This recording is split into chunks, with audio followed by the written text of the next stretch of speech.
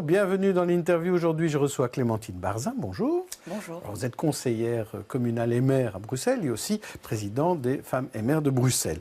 Parlons d'abord de l'événement d'hier. Et vous êtes une proche de Didier Reynders, donc ça vous a certainement touché. Il a annoncé, donc, il a plutôt confirmé qu'il serait candidat au secrétariat général au Conseil de l'Europe.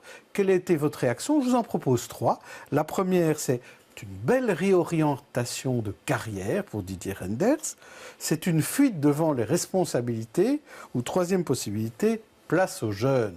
Alors, qu'est-ce que vous choisissez comme type de réaction? Vraiment aucune des trois, parce que je formulerais les choses un peu différemment. Ici, alors, comment les formuler? D'abord, je pense que Didier Reynders ici fait œuvre de grande transparence en indiquant sa candidature pour cette fonction de prestige. Une fonction qui serait, à mon avis, une marque de prestige aussi pour la Belgique. Il faut savoir quand même que le Conseil de l'Europe parle des droits de la Convention européenne des droits de l'homme. C'est vraiment un organe important pour l'état de droit. Didier Reynders a beaucoup défendu aussi l'état de droit. Moi, à l'occasion de certains travaux, j'avais pu y contribuer à ses côtés. Donc c'est une fonction, je pense aussi, qui à un moment peut se présenter, et il a la transparence d'indiquer qu'il est tout à fait intéressé et candidat, qu'il peut porter les intérêts de la Belgique dans ce cadre-là. Maintenant, il a confirmé également qu'il était tête de liste au fédéral pour Bruxelles, et donc ça continue de renforcer le MR de Bruxelles, puisque Didier Reynders, je le rappelle, avait fait le premier score du fédéral de la circonscription de Bruxelles en 2014. C'est quand même une drôle de manière de renforcer une liste en disant « je vais me présenter, mais de toute façon, je ne ferai pas le boulot ». Didier Reynders va se présenter, il a la transparence d'indiquer sa candidature. Il n'a pas le choix. Il n'a pas le choix, mais il le fait. Oui. Et ici, son engagement reste entier pour Bruxelles. Ensuite, et c'est là où effectivement, il y a peut-être, je me retrouve dans une des propositions qui sont indiquées à l'instant.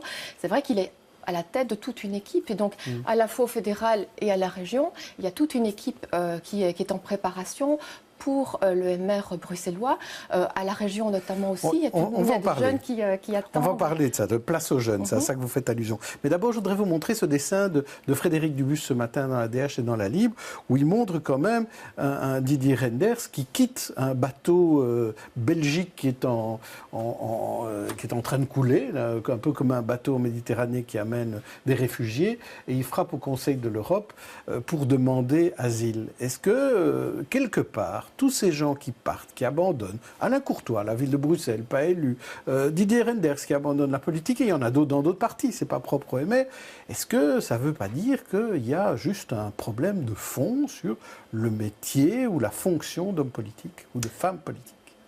Ici, je pense que Didier Reynders est ministre des Affaires étrangères depuis 2011.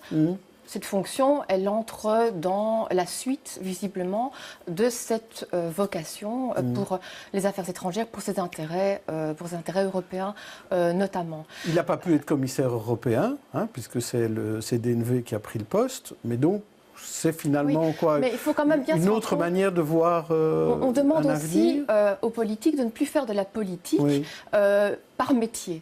Et donc de pouvoir changer, laisser la place à d'autres. Ici, c'en sera peut-être la preuve si c'est lui qui représente effectivement la Belgique et qui est retenu pour le secrétariat général du Conseil de l'Europe. C'est peut-être aussi l'occasion, effectivement, de répondre à cette tendance. Alors vous avez dit, c'est une chance aussi pour le MR à Bruxelles, peut-être de pouvoir permettre à des visages d'apparaître. Et notamment, on se demande qui va mener la liste du MR au régional bruxelloise. Et vous avez tweeté hier, je souhaite pour le MR bruxellois une tête de liste libérale ouverte et rassembleuse. Oui, c'est ça. Oui, ça veut dire quoi? Ouverte et rassembleuse, ça c'est vague, quoi. C'est Françoise Kepmans, c'est Vincent De Wolf ou quelqu'un d'autre? Oui, mais c'est parce qu'évidemment, en cette période-ci, on est en train de réfléchir à tout cela, et c'est tout à fait logique pour un parti. Et il y a des candidatures comme ça qui se font jour, notamment pour être tête de liste à la région. Et moi, c'est vrai qu'aujourd'hui, parce qu'on connaît Bruxelles, on connaît ses enjeux, son clivage, parfois, on connaît bien certaines communes, la difficulté un peu de rassembler. On a aussi tenu compte des leçons du scrutin d'octobre, avec cette nécessité de développer un libéralisme urbain. Et donc, moi, je soutiendrais vraiment une tête de liste qui soit ouverte, rassembleuse et qui soit tournée vers ces enjeux urbains également. Et c'est vrai, vous citiez Françoise Keepmans. Oui. Moi, en tant que femme, je suis aussi attachée à ce que, eh bien, pour ces postes de responsabilité, on fasse confiance aussi à une femme notamment. Alors, vous avez aussi réagi hier à l'interview de Philippe Claus, qui était à votre place hier, et notamment quand il a dit qu'il était prêt à revoir le plan de mobilité autour du piétonnier. Et vous avez trouvé que le PS là n'assumait pas ses décisions, alors peut-être c'est juste une ouverture de dire, ben voilà, la donne a changé, il faut peut-être changer aussi le piétonnier, non ? En fait, moi, j'étais un petit peu étonnée parce que je dirais que Philippe Claus est un peu un magicien. Et donc, il y a des projets, notamment, qui ont été portés par le Parti socialiste.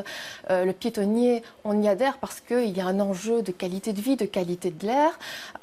Mais on sait que c'est un dossier qui était difficile, mais qui était soutenu, qui était demandé par le Parti socialiste. Il ne faisait pas partie du programme du MR en 2012, mais on l'a assumé loyalement. Puis, voilà, on n'en a pas parlé pendant la campagne. Et ici, à la faveur du choix d'un nouveau partenaire, eh bien, plus de problème. Le plan de mobilité, on peut le changer, alors que, voilà, il a été... Vous voulez dire que le PS vous a empêché de changer le plan de mobilité quand vous étiez ensemble au collège, et que maintenant, parce qu'il y a les écolos, ils l'acceptent? Je dis juste que les difficultés ici, elles sont reportées maintenant sur le nouveau partenaire, qui est Écolo en l'occurrence, qui a l'échevinat de la mobilité, avec une autre formule. Je tiens juste à souligner qu'ici, le MR, qui est très attentif à la qualité de vie, et moi en particulier, puisque j'habite dans ce quartier, dans la boucle de contournement du piétonnier, on restera attentif à ce que ce piétonnier bénéficie à l'ensemble du quartier, à l'ensemble du centre-ville.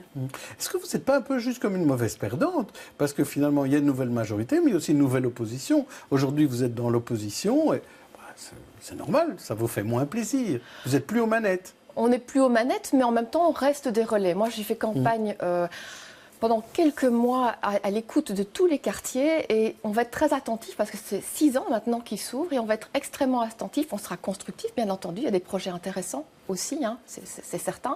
Mais on sera très attentif à ce que les projets pour Bruxelles touchent tous les quartiers et relaient l'ensemble des quartiers. Ici, je me rends compte que... on parle de nouvelles créations de logements. Il y a des quartiers dont j'ai bien compris, Aren, Neder-Overhembeek, qu'on avait trop vite construit des logements à un rythme trop soutenu, sans que les conditions d'insertion dans le tissu local soient garanties de manière optimale. Et donc ici, moi je dis attention, il faut vraiment un souci d'équilibre. Nous avons fait campagne sur l'équilibre des quartiers. Et là, par exemple, je serai très attentive à ce que tous les citoyens soient entendus. Il y a des quartiers qui ne font même plus partie de l'accord de majorité. Louise Roosevelt, qu'est-ce qu'on en fait? Et également... Les quartiers oubliés, vous voulez dire. Les quartiers oubliés. Et en termes de qualité de vie, je dis attention aussi à l'équilibre. On parle de mobilité avec, dans l'accord de majorité, une succession en termes de priorité, piétons, cyclistes, transports en commun, voitures. Il y a des ménages qui ont besoin d'une voiture. Il y a des quartiers qui ne sont pas forcément aussi bien desservis aujourd'hui que le centre-ville. Attention à ne pas oublier aussi ces gens qui ont besoin d'une voiture. Donc l'équilibre est très important, et moi je me ferai le relais de tous les citoyens bruxellois dans ce sens, en étant constructif mais aussi extrêmement vigilant. Alors il y a un débat aussi sur les zones de police. Alors le nouveau ministre de l'Intérieur dit qu'il faut une seule zone de police, ce sera plus efficace. Et les bourgmestres en général, notamment le bourgmestre de Bruxelles, dit qu'il faut surtout engager des policiers. Vous êtes quel côté là? Côté du ministre de l'Intérieur ou du côté du bourgmestre? Mais en fait, la question de la fusion des zones, elle arrive régulièrement, et notamment dans un climat un peu plus préélectoral. Voilà, du côté flamand, le ministre de l'Intérieur indique que c'est une réponse à ce qui s'est passé notamment à Molenbeek lors de la Saint-Sylvestre. Moi, j'entends aussi que globalement sur Bruxelles, les faits ont diminué lors de cette Saint-Sylvestre-ci. Donc, je ne vois pas la réponse que l'on peut aujourd'hui sortir du chapeau en termes de fusion des zones. Maintenant, ce qui est important, c'est vraiment de veiller à ce que le travail soit efficacement appliqué, réalisé, à ce que la coordination s'opère, à ce que des réponses très concrètes soient apportées. En tout cas, la fusion n'est pas la solution miracle. Et alors... vous êtes présidente des femmes et mères à Bruxelles et vous avez vu certainement ce classement des pays en matière d'égalité hommes-femmes et d'avancement sur les écarts entre genres. La Belgique n'est pas très très bien placée. Par contre, il y a un pays qui est en tête, c'est l'Islande. Voilà. Hein. Maintenant, ça va devenir. Il y a la Finlande comme modèle pour l'enseignement et il va y avoir l'Islande pour le modèle de l'égalité des genres. Voilà, donc c'est vrai qu'il y a un classement du Forum économique européen qui évalue l'écart entre les genres et en termes d'égalité. Et l'Islande se classe en effet en tête, eu égard notamment à certaines innovations qui portent leurs fruits. En termes d'enseignement, il y a des enfants qui, à l'école, eh bien, sont éveillés à d'autres réalités. Par exemple, les filles, on leur apprend spécifiquement le tir à l'arc, à se renforcer, à gagner du leadership. Les garçons, on renforce aussi à un moment leur souci de coopération, de fraternité. Dès lors on peut réduire certains rôles qui, dans la société encore aujourd'hui en Europe, sont assignés à un genre ou à l'autre. Et donc, je trouve que ces formules-là sont très intéressantes. Le congé de parentalité est également différent, il est plus équitable.